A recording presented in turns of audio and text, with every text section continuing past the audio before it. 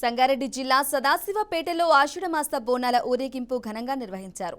MLA Chinta Prabhakar సతీమణి అరుణ మహిళలతో కలిసి బోనం ఎత్తుకున్నారు. బోనాల ఊరేగింపు డప్పు చప్పుళ్ల మధ్య దుర్గామాత దేవాలయానికి చేరుకుని అమ్మవారికి బోనాలు సమర్పించారు.